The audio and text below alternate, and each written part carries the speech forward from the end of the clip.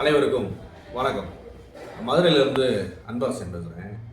இது கட்சியை சாராமல் ஒரு விஷயம் அப்படின்னா, இப்போ தொழிலாளர்களுக்கான 4 சட்டங்களை மத்திய அரசு அமல்படுத்தியிருக்கு.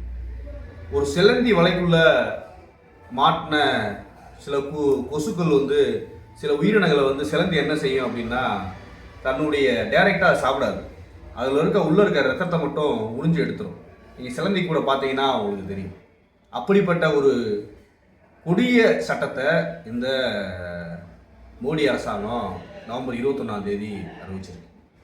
இது தொழிலாளர்கள் மத்தியில் எவ்வளோ பெரிய தாக்கத்தை ஏற்படுத்தும் அப்படின்னா, அவங்களுடைய வாழ்வாதாரத்தையே குலைக்கிற செயலாக இருக்கும். பன்னாட்டு நிறுவனங்களுக்கு நம்ம நீங்கள் வாரி வழங்குறது எது தெரியல. நீங்கள் அம்பானிக்கு அதானிக்கு நீங்கள் செய்கிறீங்க, இதுக்காண்டி ஏழை வயிற்றில் அடிக்கக்கூடாது. என்றைக்குமே ஒரு அரசன் ஏழையை முன்னெடுத்ததும் அடுத்த கட்ட மிடில் கிளாஸை அப்பர் மிடில் கிளாஸாக ஆக்கணுமே தவிர அவங்கள துன்புறுத்தக்கூடாது.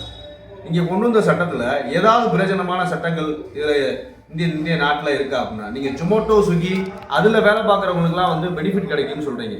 ஆனால் அதில் பெனிஃபிட் கிடைக்கிற மாதிரி எந்த விதமான திட்டங்களுமே இல்லை. ஆஸ்திரேலியாலேயோ அமெரிக்காலேயோ மற்ற ஐரோப்பிய கண்டங்கள்லையோ ஊபர் தொழிலாளி தான், அமேசான் தொழிலாளி தான். மற்ற எந்த தொழிலாளத்திற்குமான அவங்க டைரெக்டாக அமேசான் தொழிலாளி, ஊபர் தொழிலாளி, ஜொமேட்டோ தொழிலாளி தன் பேருக்கு பின்னாடி வச்சுக்கிடுவோம். ஆனால் இங்கே நீங்கள் ஒரு சார்பு நிலையை கான்ட்ராக்டை ஏற்படுத்தி அதை ஏற்படுத்தி கொண்டு அவனுக்கு எந்த விதமான பெனிஃபிட் கிடைக்காத அளவுக்கு செய்கிறீங்க. புதுசாக கொண்டு மக்களை ஏமாத்துறீங்க மோடிஜி, அது தவறு. அது போக ஏற்கனவே இங்கே அப்ரெண்டிஸ்னு ஒன்று இருந்துச்சு, டெம்பரரின்னு ஒன்று இருந்துச்சு, அதுக்கப்புறம் பர்மனெண்ட் இருந்துச்சு, அதுக்கப்புறம் கேட்டகரின்னு ஒன்று இருந்துச்சு. அதுக்கு ஒவ்வொரு கிட்டத்துக்குமான ஒரு தொழிலாளி பயணப்பட்டுக்கிட்டே அவனுடைய 58 வயசில் பிஎஃப், இஎஸ்ஐ போன்ற சலுகைகளை பெற்று பென்ஷனை வாங்கி இந்த மாதிரி திட்டங்கள்லாம் நடந்துட்டு இருக்கு. ஆனால் நீங்கள் கொண்டு வந்த சட்டத்தில் இந்த மாதிரி இஎஸ்ஐ, பிஎஃப் எந்தவித சலுகையுமே கிடைக்காத அளவுக்கு டெம்பரரி எம்ப்ளாயி, வருஷத்துக்கு எம்ப்ளாயி அப்படின்னு எடுத்துக்கிறீங்க. அந்த மாதிரி எடுத்தோம் அப்படின்னா 1 வருஷம் மட்டும் நீங்கள் வேலைக்கு வச்சுக்கிறீங்க. ஓனருக்கு இது பிடிக்கலை, அந்த முதலாளிக்கு பிடிக்கலை அப்படின்னா அவனை நீங்கள் தூக்கிடுவீங்க. அப்போ அவனுக்கு எந்த விதமான சலுகையும் இல்லாமல் போயிடும்.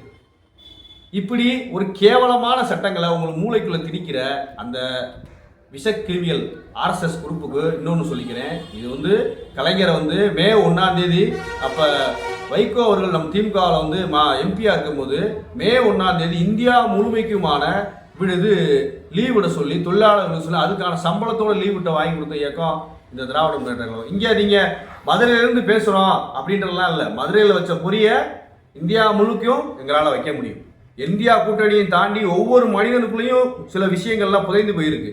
மறுபடியும் இங்கே கம்யூனிஸ்ட போரோ சித்தாந்த போரோ நடக்கிறதுக்கு ரொம்ப காரணம் இல்லை. இந்தியாவில் அதிகமான இளைஞர்கள் இருக்காங்க. அந்த இளைஞர்களின் சக்தியை இந்தியாவை வல்லரசாக பயன்படுத்துமே தவிர நீங்கள் இந்தியாவை ஏழை நாடாகவும் தொழிலாளர் அடிமை நாடாகவும் பயன்படுத்திக்காங்க. உங்களுடைய வளர்ச்சிக்கு கிடையாது இந்தியா, ஒட்டுமொத்தமான இளைஞரின் கையில் தான் இளைஞர் இருக்கு. உங்கள் விவேகானந்தரே அதான் சொல்லியிருக்காரு. ஆனால் அப்படிப்பட்ட நீங்கள் இந்த கேவலமான சட்டத்தை, தொழிலாளருடைய உடம்புல இருக்கிற ரத்தத்தை உறிஞ்சி எடுக்கிற சட்டத்தை நீங்கள் கொண்டு வந்துருக்கீங்க. நீங்கள் விஸ்வகுரு இல்லை, நீங்கள் விஷகுரு.